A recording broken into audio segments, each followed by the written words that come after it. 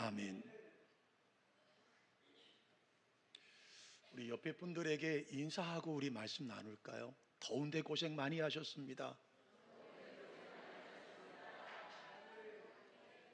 여러분 정말 하루하루가 기적을 써내려가고 있지 않습니까? 얼마나 덥습니까? 한 번 더 인사할까요? 더운데 욕 받습니다.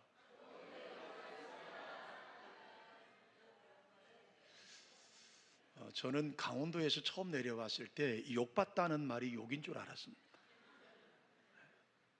근데 그게 알고 보니까 수고 많으셨다 이 뜻이죠. 그러니까 제가 여러분 욕 받다 이렇게 말하면 여러분 욕 보셨습니다 그러셔야지, 욕 받다 그러면 안 되죠.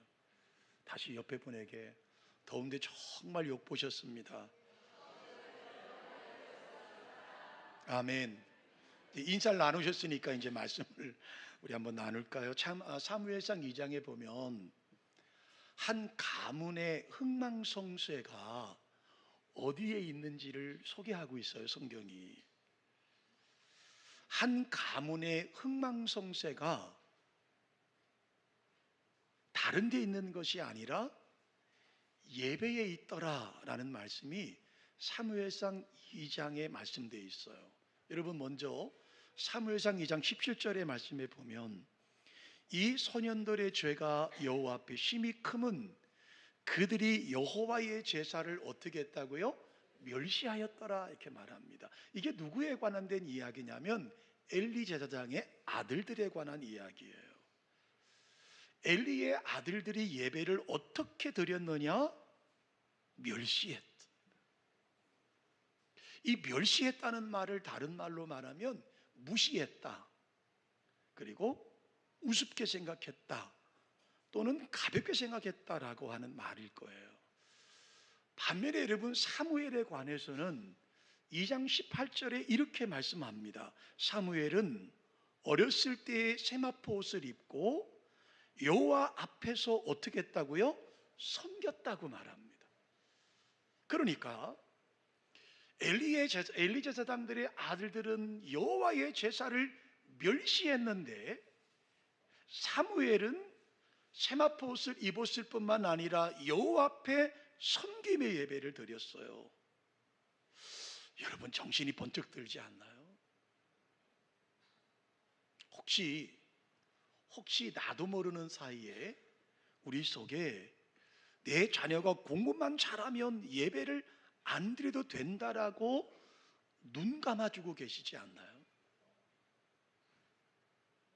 혹시 우리의 자녀들이 예배는 조금 좀 부족하더라도 좋은 대학에만 가면 된다라고 하는 생각을 혹시 넌지시 우리는 아이들에게 암시하고 있지 않을까요? 혹시 여러분은 여러분의 자녀들에게 그래 그럴 수밖에 없지, 그렇다면 할 수 없지라고 하는 작은 양보의 틈새를 혹시 보이고 있지 않습니까? 그렇다면 우리도 엘리의 제사장들의 자녀들처럼 결국은 우리의 자녀들이 무너져가는 것을 볼 수밖에 없을 거라고 생각이 됩니다. 오늘 본문의 내용은 이렇습니다. 인류의 조상이었던 아담과 하와는 결국 지난 주간에 제가 설교드렸던 것처럼 선악과를 따먹습니다. 그리고 쫓겨나죠, 에덴 동산에서. 그리고 세월이 지났습니다. 아담에게, 하와에게 가인이라는 아들과 아벨이라는 아들이 태어났고, 그리고 두 아들이 성장해서 하나님께 예배를 드리는 장면을 소개하고 있습니다. 가인은 농사꾼이었기 때문에 땅의 소산물을 가지고 그 제물을 만들어서 하나님께 제사를 드렸고, 아벨은 양 치는 목자였기 때문에 양의 첫 새끼와 기름을 제물로 삼아서 하나님께 예배를 드렸습니다. 그런데 하나님은 웬일인지 가인의 제사를 거절하셨고 아벨의 제사를 받으셨어요. 그 이유를 오늘 우리가 말씀을 나눠서 생각해 보려고 해요. 근데 첫 번째, 이 본문을 제가 설교를 준비하면서 하나 제 머리를 섬뜩하게 만든 한 단어가 있었어요. 그것이 뭐냐면 여러분 4절과 5절을 한번 다시 한번 성경을 보세요. 아벨과 그의 제물은 받으셨다, 가인과 그의 제물은 받지 않으셨다라는 이 성경 구절에서 제 가슴을 탁 치는 말씀이 있었어요. 받으셨다라고 하는 단어입니다. 우리 예배를 받으신다? 우리는 어쩌면 하나님 앞에 예배를 주님이 받으시는 거에 관심보다는 하나님이 우리 예배를 받으시느냐 받지 않느냐가 뭐 그리 중요하느냐, 그래서 우리는 예배를 드리는 것에 최선을 다하고 있지 않을까라는 생각이 퍼뜩 든 거예요. 여러분은 어떠셨던가요? 혹시 우리는 예배를 드리는 것에 우리의 정성과 우리의 모든 것을 쏟아붓지 않나요? 아니, 그 이면에 우리 예배를 하나님이 받으신다라는 것에 여러분 우리의 생각을 꽂혀본 적이 있으신가요? 그래서 저는 하나 발견된 게 있어요. 저를 한번 큰 소리로 따라 보실까요? 예배란 예배자의 자기 만족이 아니라 하나님의 기쁨이다. 아멘이시죠? 설교를 하고 예배를 인도하는 저도 어쩌면 내가 설교자로서 예배자의 자기 만족 속에 빠져 있어서 정작 하나님이 우리 예배를 기뻐 받으시는 것에 너무 소홀하지 않았을까라는 말씀이 이 본문을 보면서 떠올려 본 거예요. 그래서 예배자들은 단순히 예배를 드리는 것으로 만족할 것이 아니라 이 예배를 받으시는 하나님이 우리 예배를 기뻐 받으시느냐, 이 예배를 하나님이 기뻐하시느냐 라고 하는 한 차원 높은 질문을 우리 스스로에게 던져야 되지 않을까. 오늘 본문에 보면 하나님이 가인의 제사를 받지 않았을 때 가인이 어떻게 했습니까? 가인은 너무 분하여 얼굴색이 변했다고 말씀합니다. 6절의 말씀을 보십시오. 가인과 그의 제물은 받지 아니하신지라 가인이 몹시 분하여 안색이 변했습니다. 그렇다면 하나님이 예배를 받으신다는 것이 도대체 무엇일까? 왜 하나님은 아벨의 제사를 받으셨고 가인을 받지 아니하셨을까? 정통적인 해석 방법이 첫 번째입니다. 전통적으로 한국 교회의 많은 목회자들이, 신학자들이 풀어가는 첫 번째 해석이 있습니다. 자, 아벨의 제사는 첫 새끼, 양의 첫 새끼를 드렸으니까 피가 있었다. 그리고 가인은 곡식에서 제물을 드렸기 때문에 피가 없었기 때문에 하나님은 피의 제사를 받으셨다. 그러면서 그들이 말합니다. 시브리서 9장 22절의 말씀을 보면 율법을 따라 거의 모든 물건이 피로써 정결하게 되나니 피 흘림이 없은즉 사함이 없느니라 라는 말씀으로 본문을 해석합니다. 다시 말하면 죄 지은 인간이 어떻게 하나님께 나아갈 수 있느냐? 피 흘림이 있어야 된다라고 하는 거예요.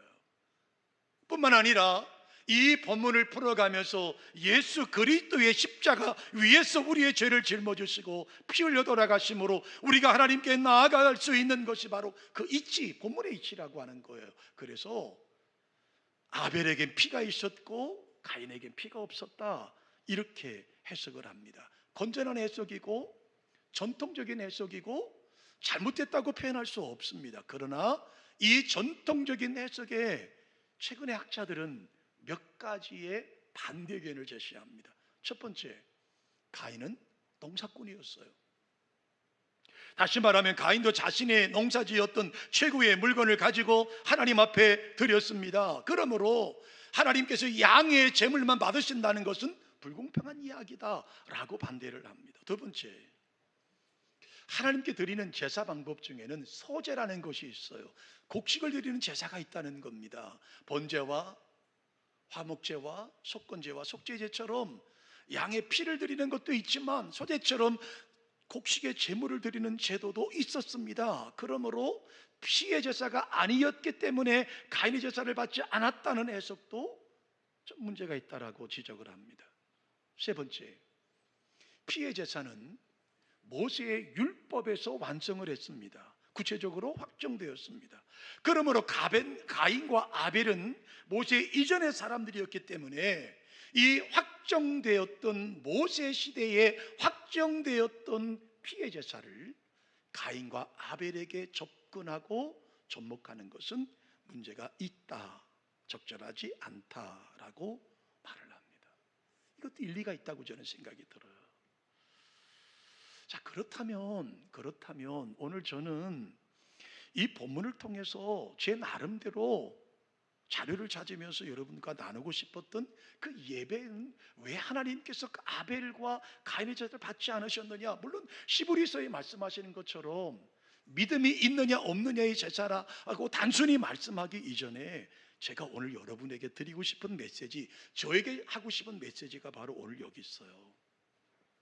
자, 우리 3절부터 본문 5절까지 한번 보실까요? 함께 천천히 읽어보십니다.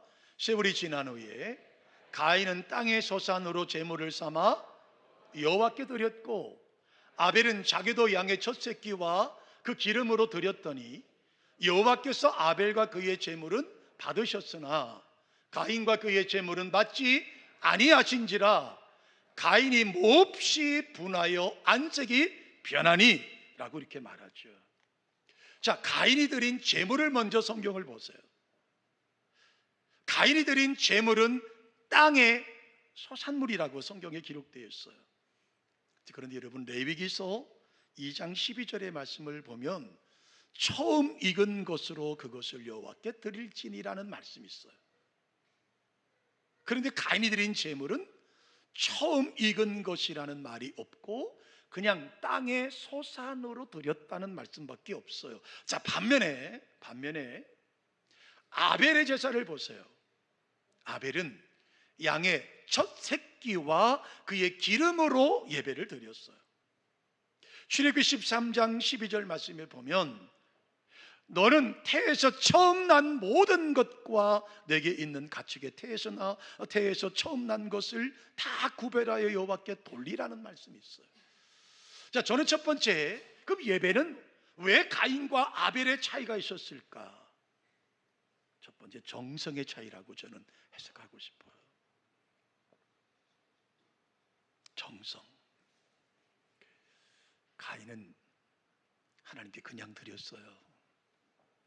있는 그대로 되는 대로 대충 드렸어요.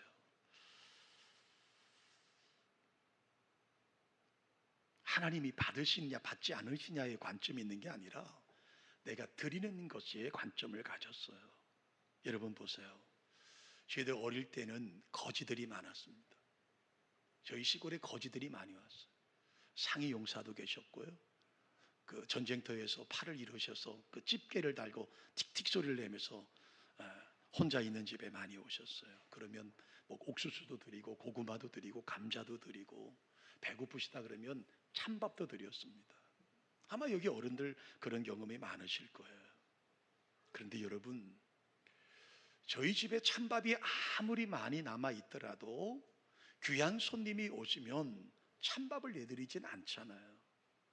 다시 밥을 정성을 다하고 반찬을 정성을 다해서 접대를 하는 겁니다. 왜요?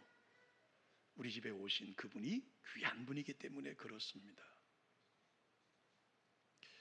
여러분, 한국 교회 역사에서 참 자랑스럽게 여기는 한 가문이 있습니다. 감리교회의 목사님들이시죠. 광림교회를 목회하셨던 김선도 목사님과 금단교회를 목회했던 김홍도 목사님과 임마누엘 교회를 섬겼던 김선도 목사님과 미국에 넘어가셔서 목회를 하시는 김건도 목사님 네 분에 관한 이야기가 한국 교회는 전해져 옵니다. 정말 둘째 가라면 서러울 정도로 대형 교회를, 아름다운 한국 교회를 세웠던 분들이시죠. 근데 여러분, 이 네 명의 목사님들을 이야기할 때 빼놓지 않은 분이 그의 어머니였습니다. 어머니는 혼자 일찍 되셔서 사형제를 홀로 키우셨습니다. 체조 장사를 하시면서 겨우 목구멍에 필치를 하시면서 사셨고요. 이 자녀들은 어릴 때부터 신문팔이를 하면서 살았다고 하죠. 그런데 그 어머니가 얼마나 철저하게 하나님을 섬기셨는지 문 기둥 위에 11조 담는 조그마한 주머니를 하나 만들어 놓으셨어요. 매일마다 채소를 파신 것 중에 10의 1조를 거기에 준비를 했다는 거예요. 근데 여러분, 정작 자녀들은 배가 고파서 여러분 양조장에서 나오는 술찌꺼기로 배를 채웠다는 겁니다. 여러분, 술찌꺼기가 뭔지 아시죠?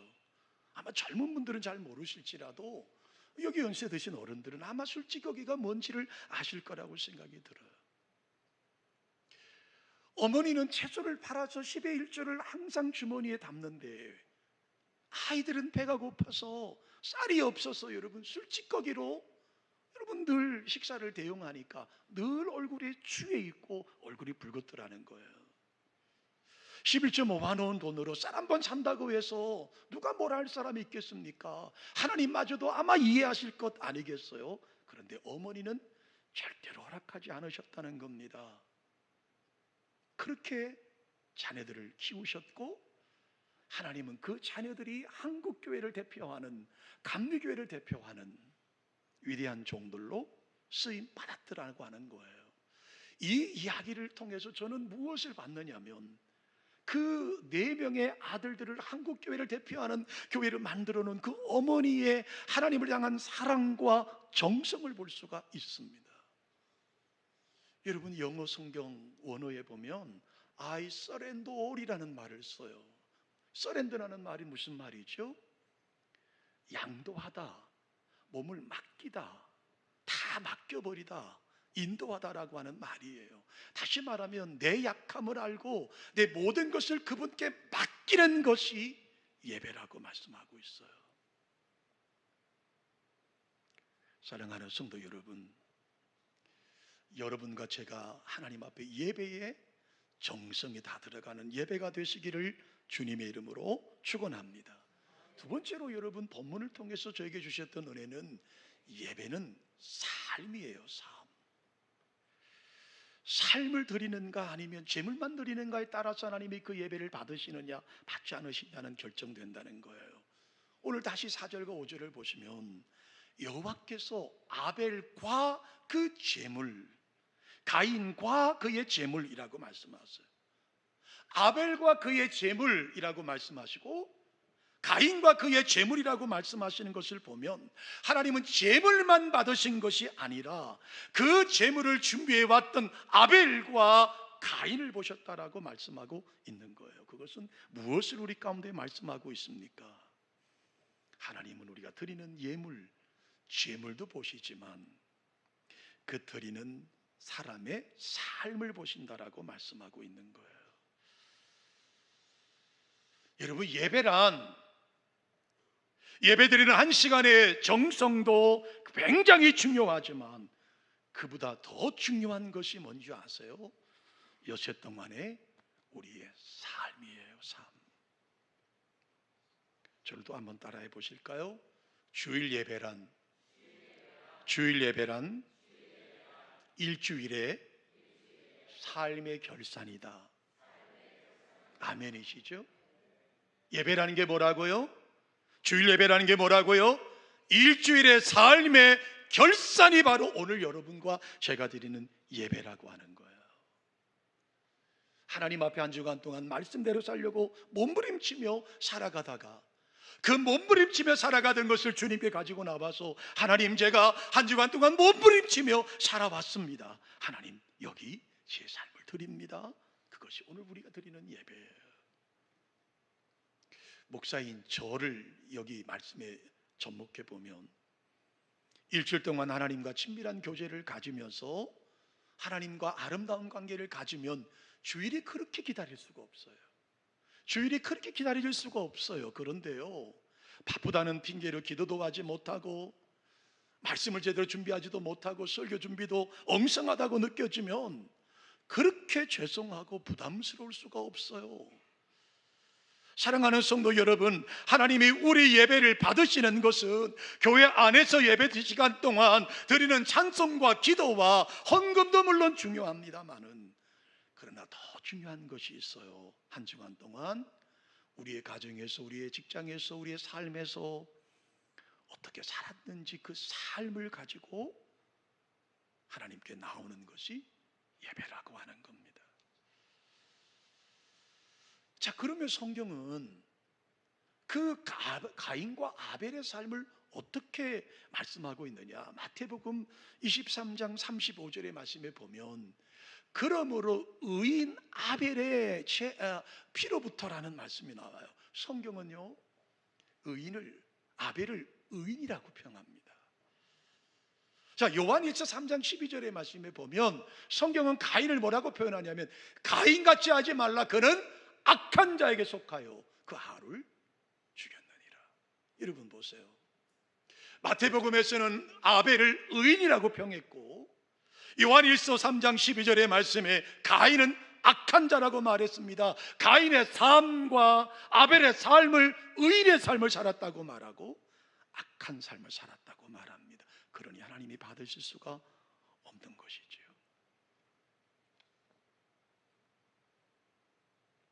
이사야 1장 10절로 11절의 말씀을 한번 띄워주시겠어요? 우리 함께 한 목소리 읽어보십니까?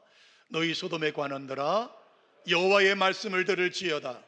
너희 고모라의 백성아, 우리 하나님의 법에 귀를 기울일지라. 여호와께서 말씀하시되, 너희의 무수한 재물이 내게 무엇이 유익하며 나는 순양의 번제와 살찐 짐승의 기름에 배불렀고 나는 숫송아지나 어린 양이나 순염소의 피를 어떻게 해요? 기뻐하지 않는다. 너희의 삶이 동반되지 않은 어떠한 재물과 어떠한 수많은 재물을 가져온다 할지라도 나는 그걸 기뻐하지 않는다라고 말씀하십니다.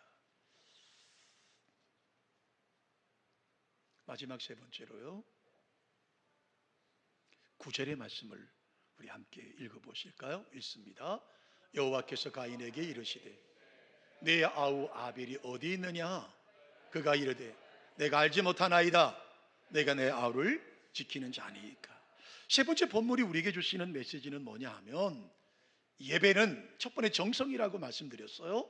두 번째 예배는 삶이라고 말씀드렸어요. 세 번째로 예배는 뭐냐 하면 화목한 인간관계를 요구하는 것이 예배라는 말씀이에요.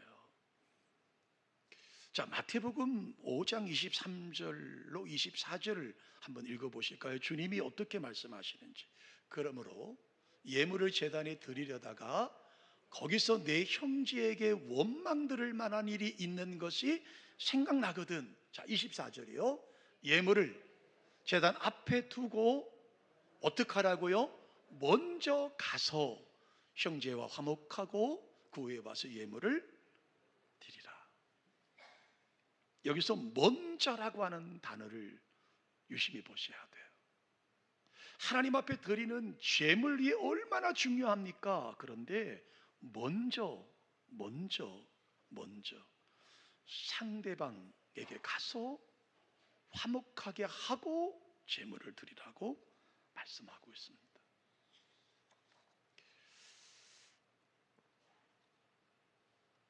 우분투라고 하는 말이 있습니다. 아프리카의 반투족의 말인데요, 넬슨 만델라 대통령을 통해서 우분투라는 말이 전 세계적으로 알려졌다고 하죠. 어떤 인류학자가 아프리카의 한 부족의 아이들에게 게임을 하자고 제안을 했습니다. 그리고 큰 나무 아래에 아이들이 좋아할 맛있는 음식을 매달아 놓고 일렬에 줄을 쫙 세우고 시작하면 가장 먼저 뛰어가는 아이가 그 맛있는 음식을 차지하는 것에 게임을 제안했습니다. 그리고 이제 음식을 달아놓고 아이들을 줄을 맞춰서 세웠고 시작을 했는데 깜짝 놀랐습니다. 아이들은 각자 뛰어가지 않고 모두 손에 손을 잡고 함께 일렬로 가서 그 음식을 나눠 먹더라는 거예요. 자, 인류학자는 아이들에게 얘들아, 아니 너희 중에 한 명이 빠른 아이가 가서 차지하면 혼자 다 배부르게 먹을 텐데 왜 함께 갔니? 라고 말할 때 아이들이 이구동성으로 한 말이 뭐냐면 우분투라는 말이래요.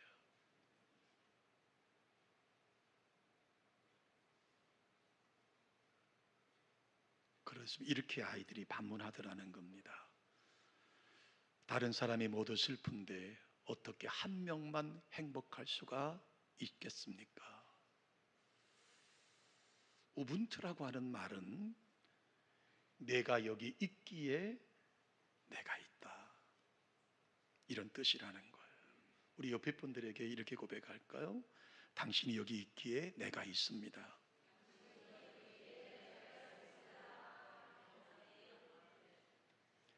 아멘이 별로 시원치가 않아요. 다시 한번요. 당신이 여기 계셔서 제가 존재하는 겁니다. 아멘이시죠? 여러분, 예배는 정성이 들어가야 됩니다. 하나님이 받으시는 거예요. 예배는 삶을 드리셔야 합니다. 하나님이 그래야 받으십니다. 예배는 서로 협력하고 화해하셔야 하나님이 예배를 받으시는 겁니다. 이 무더운 여름 속에 이 말씀이 저와 여러분의 삶에 힘이 되는 은혜가 되시기를 주님의 이름으로 축원합니다. 고마우신 하나님,